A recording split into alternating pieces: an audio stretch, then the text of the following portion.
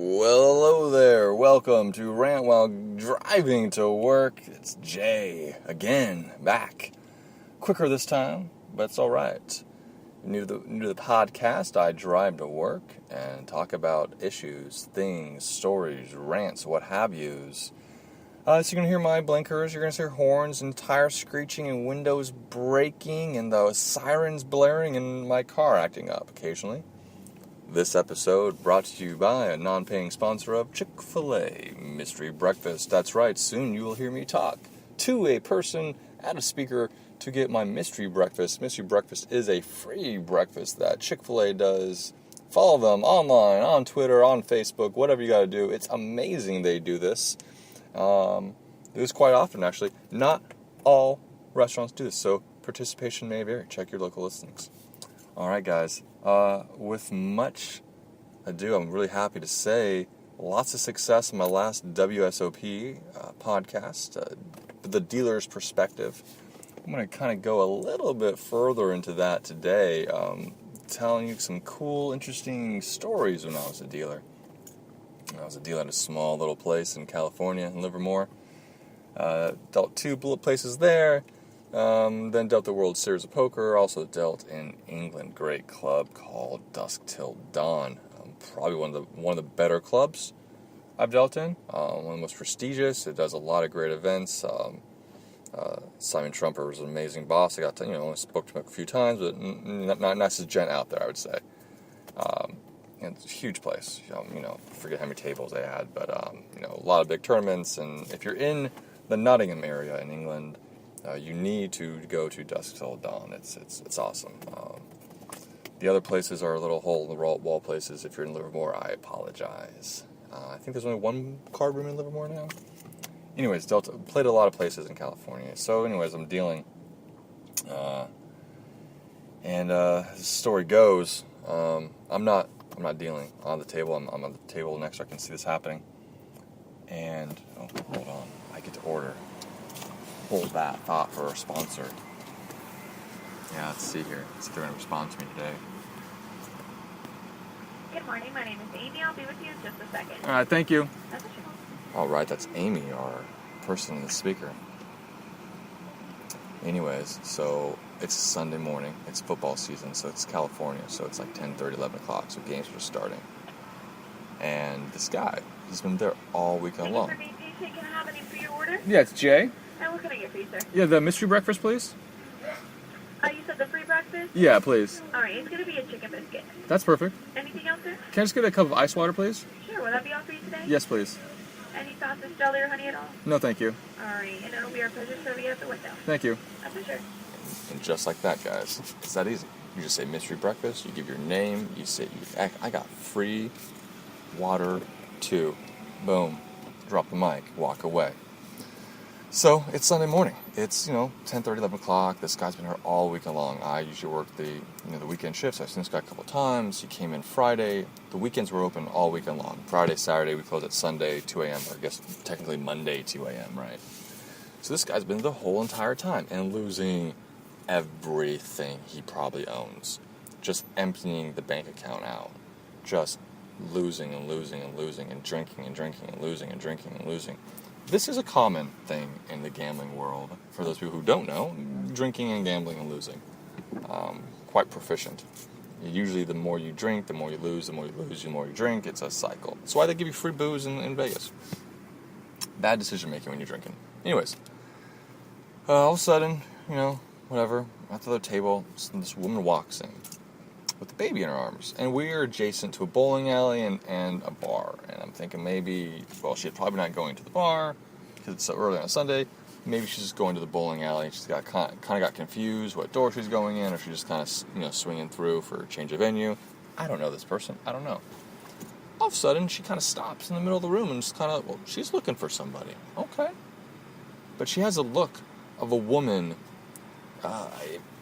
who is upset, who is vengeful, who wants to destroy someone, crush someone's man balls in her fist and let them seep into the deep depths of the sea. She has that look on her eye that only a woman can have. You may have seen this before in a mother and a girlfriend and a sister and across the street. at a movie. You've seen this look, I'm sure. It's terrifying, this look. And she's piercing around with these devil eyes, looking for someone to destroy. And I'm thinking, geez, I don't know what's happening. She sees the guy, walks over, goes, it's your turn now! Puts the baby on the table. It's the guy who's been there all weekend long, right? It's like, what? It's your turn now! You know, seriously? Like, alright, dude, like, puts the baby on the table, walks out. And by walking, I mean, like, storms out like a goddess. Just, everyone knows. Hi, is it Jay? Yeah. Okay. And, thank you. Water. Have a great day. You as well. And that's it, people. That's it. Thank you, Chick-fil-A. Thank you for this unofficial sponsor of Rant While Driving to Work. She storms out. Guy doesn't know what to do. He is sitting down still. The baby's like on the table. The game stopped. Where everyone is just aghast. Jaws on the ground. Like, he's in a hand. He wants to play the hand still. This dude is just does no clue what's going on in life, right? And wants to continue the hand. He ends up, just throwing his hand away out of turn and takes up his kid and walks out the door. He's out there for a while. He comes back in and just, racks his chips up, baby in an arm, and just kind of like, shuffles things together and leaves. I never see the man after that. But that was a crazy one. Yeah, so there's some fun ones out there for sure. But anyways, I just wanted to get that story out there. I thought that's one of the better ones that I've had known. I'm trying to think if there's something else that's kind of fun. Yeah, and I think that's the one that really speaks to my mind right now. Yeah, so interesting to note that, I kind of said in the last one, I did end up quitting the poker thing, and I probably would go back if I needed to.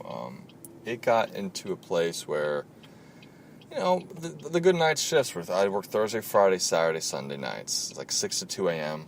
or thereabouts, and that was it. You work 4 days, you're off 3. It was amazing. That was considered full-time at the place I was at. Some places, you'll still work your 5 days a week. This place didn't. And kind of just based off of scheduling and shifts and how many dealers they had and stuff. They only wanted 4 days. And this was at a time when, there was no health care and stuff, so it didn't matter. Majority of your money is coming in tips, anyways. You had minimum wage plus whatever, and, one of the few people who actually claimed tips, so there you go. There's that. But yeah, when I was first starting, I was like, hey, I don't know if I said this before. I listened to the last podcast, and I kind of forgot what I said right now, but so I apologize if I'm rehashing old stories, but, it's occasionally that's what happens. I'm trying to learn how to, how do I deal? Where do I go? One guy said, hey, stay in school. I talked to one floor manager in the Atlantis in Reno. Love that place. Played there a lot. Just a nice little off-strip Reno, nice little card room. They had a 3-6 limit hold'em game and a 1-5 spread limit 7-card stud. No ante. It was very, very passive game. You don't find these games anymore. So it was interesting because if you brought it in, they had the lowest card 3 hands in a row, they'd give you a free personal pizza. So it cost you $3, essentially, and you'd get a free pizza. And then you take a little break and you go get your pizza and you come back and there you go, you play some more. And we play all the time. Just a great, great game. Oh boy. Words. Anyways, so the guy's like, hey, stay in school. Don't become a dealer. Once you become a dealer, you're young, the money's gonna be good, it's a lot of cash, you're gonna get stuck. And 21-year-old me doesn't listen, of course, and become a poker dealer for the next 4 years. And he's right. The money's really good. I've never made any more money in my life than I was a dealer. I was 21 to 25 years old. I'm never anywhere close right in my job now. I've got 2 master's degrees. And still, it doesn't matter. It's just lucrative. It's cash. It's why you see 40-year-old bartenders. They stay in it, right? Bartenders may be a little different because the young win the game, right? Because I guess it depends on the bar. I guess older bars, you want older people. Anyways, that's another story. So, I stayed in there too long. I really ruined. In some degrees, I think I did really ruin my resume. It's really tough trying to find a quote-unquote normal job or quote-unquote real job after dealing poker. They're like, well, says here you graduated with a degree. Yes, I did. Okay. So you graduated when you were, 22? Cool. So what have you been doing the last 3 or 4 years? I've been dealing poker. Oh, geez, what's that about? You're dealing poker. Poker dealer. Gambling. I don't know. So these misconceptions and, oh, well, he must be problems and trouble, and they must have, they could have substance abuse issues, or I don't know, what is this gambling thing? And this was at the height where it was everywhere. I mean, everyone knew about Texas Hold'em, thanks to, in part, Moneymaker, and mainly, I mean, there's arguments that there was other factors, but he was definitely involved. If Sammy Farha won, the industry wouldn't quite have been the same, but it still would have, I think, had a large effect. I think if marketing would have done well, you would have had a guy who sat in the main event, a $10,000 buy-in for like $40 and took second. I think that still holds a lot of weight. I still think there's this quote-unquote moneymaker effect, that he's still kind of, he's still playing today, right? I mean, he's still doing things now. So anyways, there's a couple of things. The World Poker Tour was doing really well at the time. There was some other things on TV. It was just kind of, internet was picking up. It was, at the time legal still to gamble online. A lot of factors. Anyways, where was I? So people are like, I don't know about this guy. Should we hire this kid who really has, what was he doing? He should have been working other places. There's this whole misconception of, well, I can't be qualified for this job, clearly, because I've been doing poker for so many years. It's a service industry thing. I wonder if bartenders and, I just ran over a bird. Woo! That's sad. Sorry, bird. He was flying underneath the car. I don't know if you heard that or not.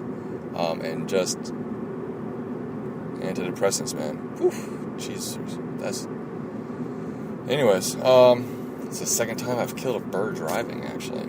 First time, I was going to work in Livermore, doing poker, and there was a bird on the road just sitting there, and I slowed down a little bit, but I'm on a 2-lane mountain kind of passy kind of road, so I'm not swerving. I'm going to go, head onto a car or off the cliff? No, thank you. Sorry, I'm going to have to just run him over. And eventually he's going to move. Eventually he's going to move. Nope. And all of a sudden, I just see in the rearview mirror feathers exploding up in the air like it was Tweety Bird. Sorry, animal lovers and PETA, but, things happen. Anyways, it's just difficult finding work and just finding, like I said, I wonder if, other service industry jobs have the same thing. Like, they get kind of stuck and, like, they either A, ditch it and just try and don't put on your resume and just try something else and do something else, or B, just screw it, just kind of move up the ranks and become, managers and general managers of, that kind of thing. I wonder if that's the same thing, because I know guys who do the same thing, who do in poker, all they have is a high school education. Some people don't even have that, are very successful and very good, and they just kind of move up the ranks, and before you know it, you're stuck. You've been in the industry for 20, 30 years, and you're like, oh, well, this was my life, just in the poker industry. And nothing's wrong with that. And I, too, moved into the managerial position inside of it, so I thought this would be good, managerial experience, and, making sure that the safe is correct, and the money's right, and the counting the till, and keeping track of the games, and organizing games, and starting games, and running them, and, making 30, 40, 50, 60 people happy, and running it the whole gambit. I thought that would be good spins, right? Like, hey, managing and this, but people don't see that. There's a stigma of gambling. It's bad or if it's good. I'm of the ilk that thinks, gambling, it's okay within your means. Don't gamble the mortgage away. Don't gamble little junior's college education away. if you got $1,000 that you can spare, then you can gamble $1,000. Once it's gone, it's gone. You got to rebuild it up, whatever. But don't dip into other things. You have your entertainment money, and you have your living money, and they need to be two separate things. And that's where people can't take it. That's where they can't figure it out. I've seen countless times. I remember playing at the Bay 101. It was an amazing, very, very amazing club to play in San Jose, and ran when I was there fairly well, to some extent. And I've seen guys playing 3-6, which is limit hold'em, which isn't too popular anymore, but essentially they're fixed betting structures. You can only bet $3, you can only bet $6 in increments thereof, up to like 4 or 5 raises, depending on what state you live in, the rules. And all of a sudden the guy would be like, yep, it's 2 or 3 o'clock in the morning. And he's like, yep, whoop, that's my paycheck. See you guys. Which means, you're usually buying $100 at a time. Usually in this game, most people just buy in for $100. And you figure if your paycheck's $1,000, he buy 10. Still, his paycheck for the 2 weeks gone playing poker. And I'll see you guys next time. There it goes. It's gone. I don't know if he was joking around, but I doubt it because he looked depressed. It's 3 o'clock in the morning, and he's still playing poker, and he's just throwing away money left and right. These are the things, these are the bad stigmas of the game. The good ones you see on TV, like, oh, this guy just won $1 million or $2 million or whatever, and you can read stories about it. And there's guys who, this 2005, Mike the Mouth Mattisau, won $2 million in the summer, and then now owes money to various people, according to Dan Negreanu. Hopefully he pays him back now. He did his Mouth. The Mouth has had a good series this year. Maybe hopefully he's paid him back. Because I know Dan Negreanu has not been shy about saying how he owes him money. He's just slumming around and not paying. And this happens quite a lot in poker, is people borrow money and never pay it back.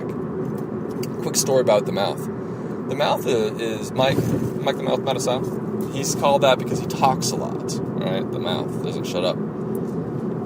Anyways, he was a dealer. He started dealing and then became professional. This happens to many, many people. Many guys have done this as well. And their first foray into poker is dealing, and they go, I've been playing, but I want to deal, and then you deal, and you become a professional.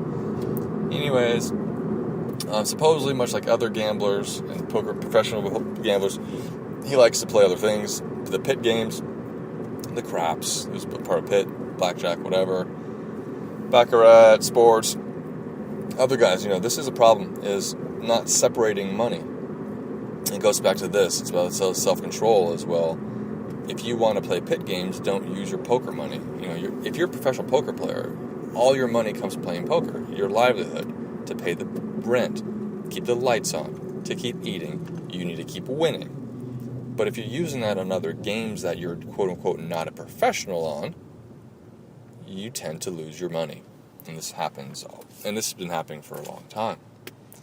The great Stu Unger was probably one of the best poker players of all time, had an amazingly incredible sports betting habit, and was just, and they, bet on golf. And these guys just have to bet on everything. And this I know firsthand. I know guys, even the small rank world of poker that I know or knew, they needed to gamble. This insatious feeling in your pit of your stomach to gamble more. And you hear this term you may have from degenerates. They're degens. They gotta gamble. They gotta gamble. In San Jose, gamble, as the populace would say.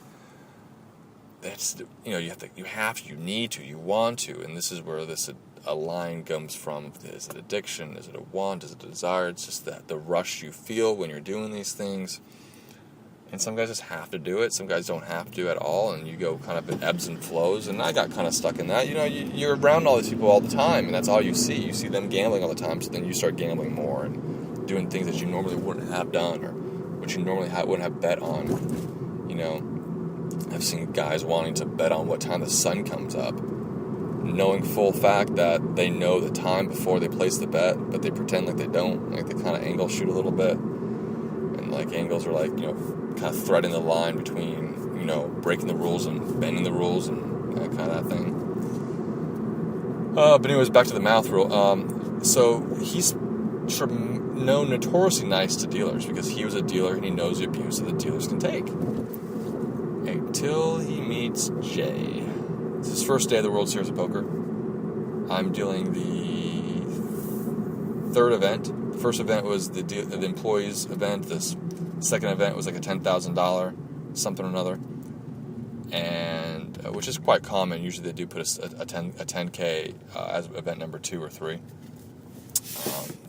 This year was no different, and I was dealing event number 3, which is very easy for me. It was a Omaha 8 or better limit. It's a high-low split game. Worst hand, best hand wins. They split the pot.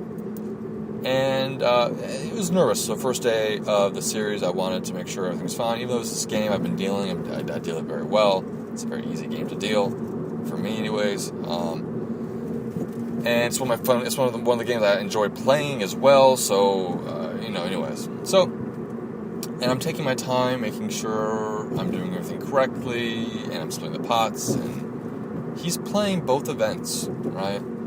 So it's a live multi-table, and online it's easy because you have all the games on one screen, and you kind of click back and forth. When you're playing in real life, in live action, you have to physically run back and forth between tables, and these tables were very close to one another. He was lucky enough in the same room. They were, 40, 50 feet from one another, something like that, right? So, okay. And he was going back and forth. And the other one was like on a break, and he would run back over here and go back and forth a little bit and play a couple hands and run back. And people are like, what's Mike doing? I'm like, he's multi-tabling. He's what? Yeah, guys, look behind me. He's playing the 10K right now, and they're nearing the money. He ends up bubbling, right? So he's pissy. But before then, he was like, dealer, do you want me to help you split that pot up or what? I'm like, no, sir, no need, sir. I haven't got this under control. I'm splitting the pot. You got to stack everything up and split it up, and there's odd chips, and they got to, you got to cut them down. And I'm like, it's not my fault, Mike, if you're all upset that you're going to bubble this 10K, but you're playing like a $1,500 on the side. Like, seriously, dude, just concentrate on your 10K. Let this $1,500 one just die and play over there. Like, big deal. What, you don't got to build up a stack over here. You're concentrating on the big money. Min cash is going to be 20, 30 grand, depending on what it is. Maybe somewhere between 20 and 30 with the min cash. Get that cash and then play it. And let this one just die. Let it die. It's $1,500 in comparison.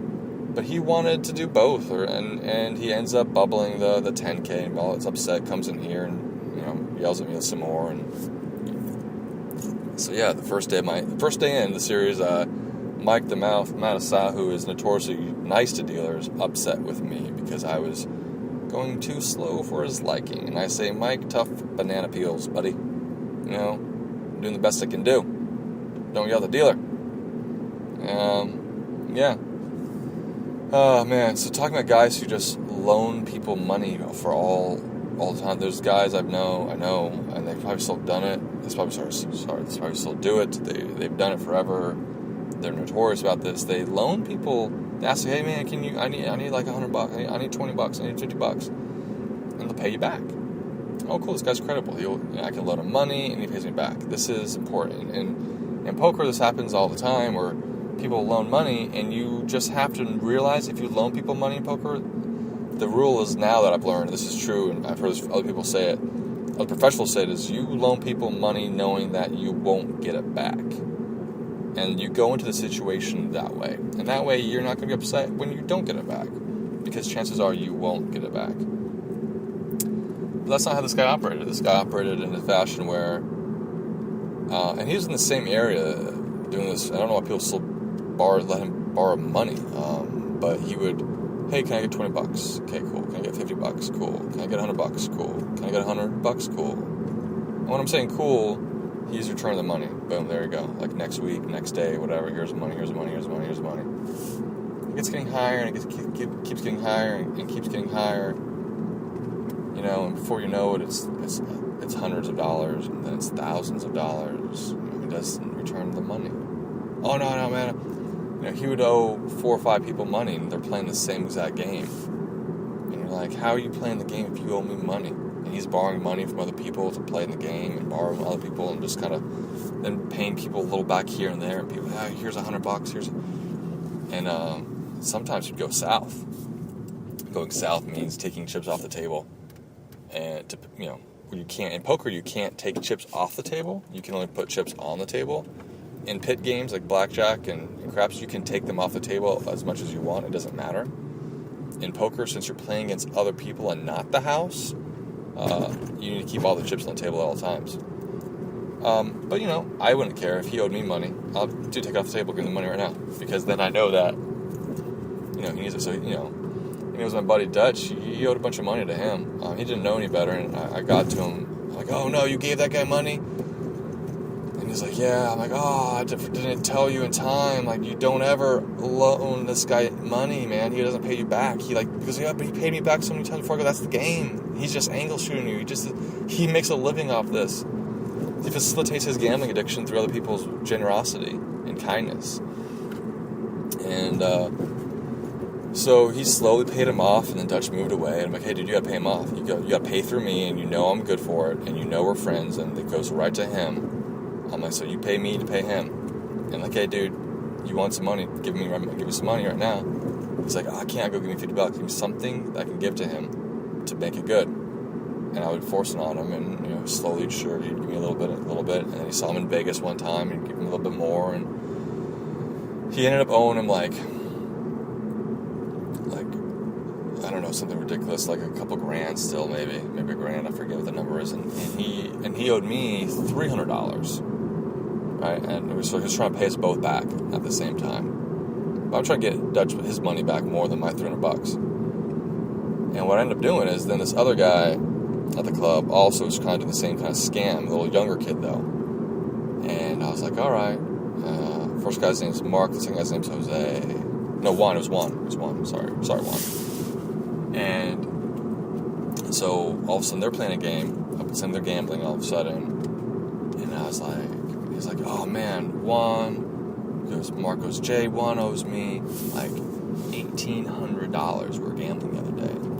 I'm like, "Okay." I go, "How about I buy that debt off of Juan for the $300. We're even, right?" So now, Mark, how about this? We're even. We'll swap debts. You give me Juan's $1,800 that he owes you, right? You give me that, and we're clean on the $300. He's like, "Really?" I'm like, "Yeah.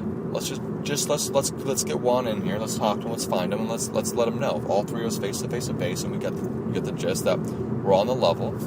And then you're clear off your $300, and now Juan doesn't have to bug you for money. He needs me.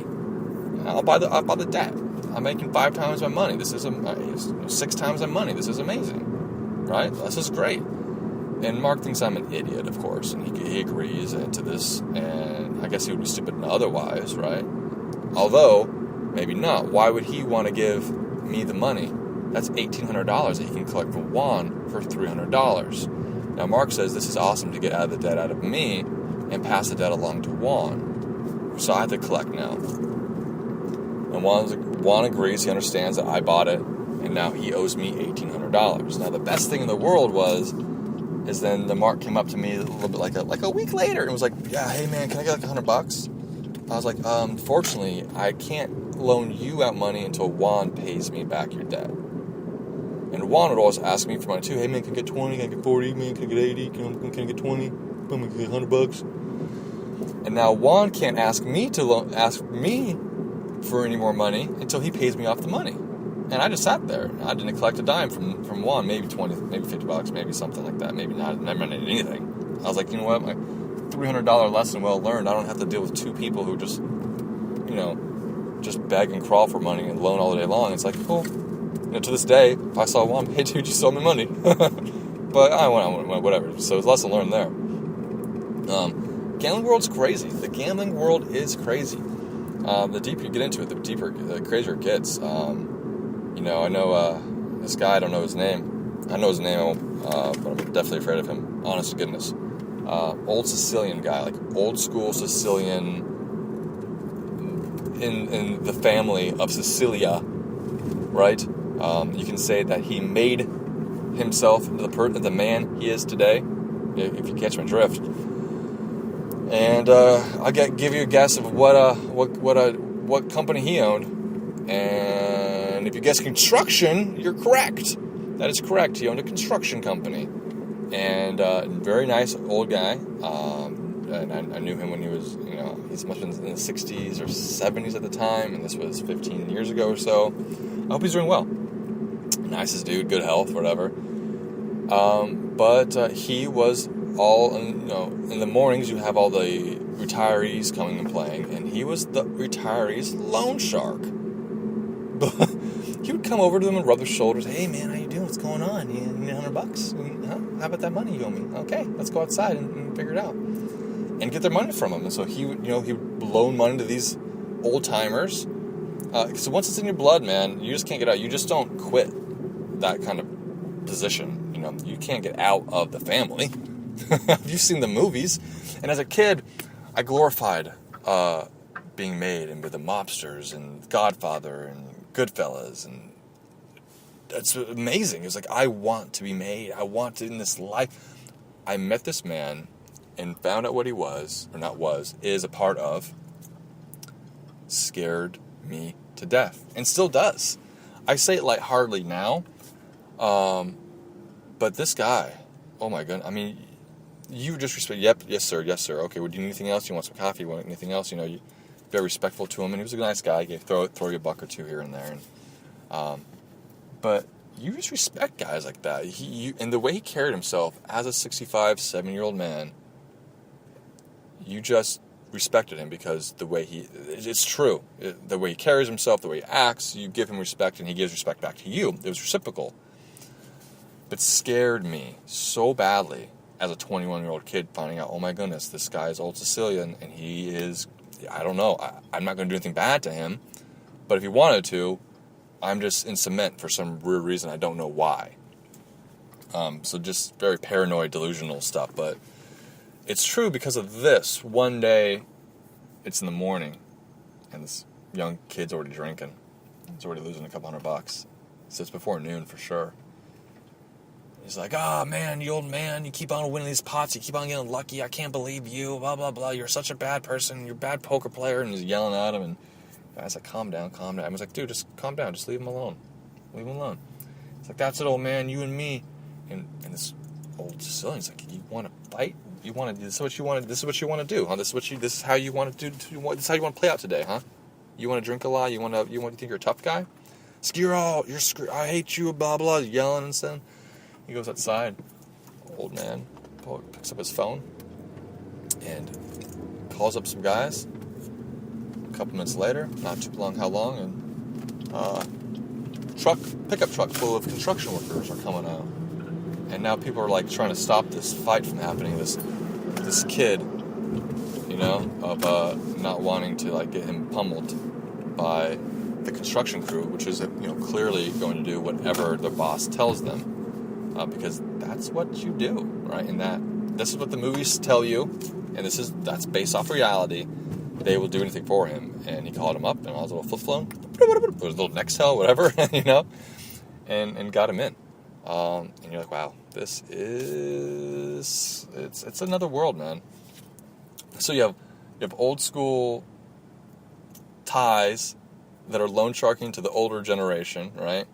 You had this young kid who came from a nice area, a little preppy white dude, who was the bookie, and it was running numbers and stuff, and successful or not, I don't know, I'm sure he wouldn't be, but, he didn't, advertise it, but he would take your money, and, parlay cards and all that stuff, and, I'm sure there was other loan sharking for the younger kids out there. There was guys in there who were loaning money and never paying people back, all this in a small little community of players and a player pool of maybe 500 people, and then in this area there was about 6 or 7 different card rooms in about an hour and a half radius and all around, So all these guys are going everywhere. A lot of these guys have known each other for decades, so they know these guys' shenanigans. The guy Mark who took the money, does that kind of thing. That guy, right? The loan scheme guy. he places a bet with the bookie and borrows the money from the guy with the family ties. Borrows $3,000 from him puts his money down on the Eagles on the Super Bowl against the Patriots. And I tell him, I go, that's a bad bet, man. I take the Patriots. It's like +3 or something like that. Let's take the +3. I think they're a little better. I kind of give him some reasons why. I'm an Arizona Cardinals fan, so I'm an NFC guy. And I was like, but the team, I don't know, man. They're kind of clicking for some reason. They're playing. I think that was the year that they beat the Raiders. The Raiders called timeout for some reason to give more time to clear a path for Vinatieri to kick a field goal to win or something. I think that was the year that I think that was the same year. I'm like, they're just playing good. Their defense is strong. Quarterback doesn't make any mistakes. He's playing really well. This Tom Brady kid. And now look at him, 5 rings later, best quarterback to ever walk this earth. Anyways, he puts 3 dimes. Now, dimes there's 1,000. 1 dime's 1,000. All right, so he put 3 dimes. He put $3,000 on the Patriots, or on the Eagles. Eagles lost, as history tells us. And he can't pay the money back. He borrowed the money from the made man to get to the bookie, loses the money, can't repay the debt. He leaves the state. He flees for his life. This guy, let me tell you, Mark, is a ex-military 6'5", 6'6", 250 pounds, still really strong, really built, muscular kind of guy, right? Big Mamba Jamma. And he runs away from this old man. That's got to tell you something, okay? He ends up, rumor has it, he's in Vegas, which makes somewhat sense. It's like an 8-hour drive. There's still gambling. There's a big city. There's maybe more fish to scam and stuff. And he's there. And I heard he was a used car salesman, dealing cars, playing poker still, just kind of slumming around. And as the story goes, the made man found 2 guys that were bigger than this 6'6", 6'5", 250-pound man. Found 2 of them to go track him down, to go find him. So this is what happens. And they're minutes to his doorstep in Vegas. They track him down. And this was in 2005 or 6, whatever that year was, right? So, social media really wasn't that big of a deal then. So the means of finding someone were a little bit old school, I guess. Now it's like you probably a little easier now. Anyways, they're minutes away from this, just pounding on his door just beat him to pulp, right? And his dad, Mark's dad, saves him and pays the guy the 3 dimes, and then a couple weeks later, Mark comes back to town and says, hey, I was just busting his balls. Hey, Mark, how was your time in Vegas? And big old smile at the table, knowing he can't say anything to me. And, I think this, I don't know, was this before or after? I can't remember the whole loan thing, if this was before or after this, if you owed me the money, or if you owed Dutch the money at this point. I don't know, I don't really care. I was just kind of ribbing him a little bit. I mean, why would you do that? And he knows about this guy. They've known this, the person he loaned the money from. They've known for a while. They know the ties. They know the situation. He thought it was a sure thing, and make the money and give the money back and double his money. It was like a free $3,000 or something. And no, dude, gambling isn't a sure thing. There isn't a sure thing. The Warriors won as a huge favorite, but they could have lost. They lost last year, up 3-1. I mean, so things happen. Weird things happen in gambling all the time, every day, all day. That's how they keep the lights on in Vegas. They say the town wasn't built on winners, that's for sure. It gets bigger, people are getting bigger and bigger. Casinos are billion-dollar buildings now, multi-billion-dollar buildings that are not built by winners. Keep that in mind. And that's a fallacy that gambling also gets, is this whole, I can beat it, I can win. And I worked with a coworker who used the martingale system to try to win in roulette. Martingale system. Martingale system is this: it's a break-even system at best. and you double your money every time you lose. I start with a $1 bet. I lose. I go to $2. I lose. I go to $4. I lose. I go to $8. I lose. I go to $16, etc., etc. You get the idea. Now, the thing is, I guess you could eventually break even if you had unlimited amounts of money. But you come to two problems. One, you probably don't have unlimited amounts of money if you're using this system. And two, eventually you're going to hit a table maximum from the casino. All tables have maximums, and then you have to increase the maximum. You have to talk to the management and the staff there, and then if you just put for one hand to break even and then leave, then they're not going to let you do that again. And if they know that's the kind of system that you're doing, they might not even let you do it to begin with, because they know that you're just that one roll of the dice, and all of a sudden, boom, you're back playing down back to $1 again. You go from $100,000 back to $1 because now you're even. Oh boy, I'm at work, guys. It's been fun. A lot of stories, a lot of telling. Hey, let me know what you think. Rate and review. I don't ask that too often. Or just email me message me on Twitter at RealJRecord. There's a link in the show notes. I hope you seriously enjoy this. I enjoy talking about the poker. I'm trying to do some more stories. I will be doing some more stories later on. My arch nemesis, and he doesn't even know it yet, Malcolm Gladwell, his podcast, Revisionist History Season 2, starts up in June 15th. A plug for you, Mr. Gladwell. He comes up the 15th of June. I'll do mine a couple days later. I want to have some days to think and soak his information up and regurgitate at you and kind of give you a rundown of what that is. In case you want to follow me and not Mr. Gladwell. If you want to follow us both, I'd appreciate just following me, actually. Anyways, guys, I appreciate it. Thank you so much for your time. I hope you enjoy this. I enjoy talking about it. You guys have a great and fantastic day. Bye-bye.